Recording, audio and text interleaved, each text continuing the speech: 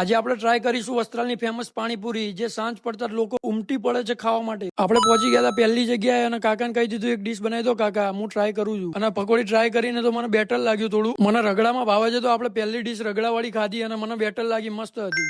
આપણે ટેસ્ટ કરીને તો ફટાફટ નીકળી ગયા બીજી જગ્યાએ, અને બીજી જગ્યાએ તો મસાલાવાળી મસ્ત ડીશ આપે છે અને લીંબુ પાણીપુરી વખણાય છે. અહીંયાની ડીશ બનાવવાનું કહી દીધું, મસ્ત મસાલાવાળી ડીશ બનાવી દીધી અને ટેસ્ટ કરી આપણે. આની બી બહુ સારી લાગી, મસાલાવાળી પકોડી અને લીંબુ ઉપરથી નાખેલું હતું.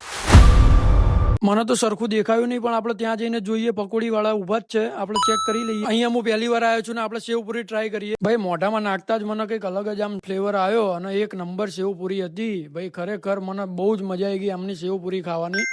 અને ભાઈ પેટ એટલું ભરાઈ ગયું હતું ને કે તીખું બી ખવાઈ ગયું હતું અને મને ગુલ્ફી ખાવાની ઈચ્છા થઈ ગઈ, તો આપણે ઉભા રહી ગયા હતા ગુલ્ફી ખાવા માટે. અને ત્યાંથી નીકળીને તો આપણે ડોગ જોડે ઉભા રહી ગયા, ડોગને બી ખવડાવી દીધું થોડું ઘણું અને એને બી મજા આવી ગઈ. પછી આપણે નીકળી ગયા સીધા ઘર બાજુ જવા માટે. હવે પેટમાં તો જગ્યા નથી એટલે ફૂલ પેટ થઈ ગયું હતું. અને આવા વિડીયો જોવા માટે ફોલો કરો.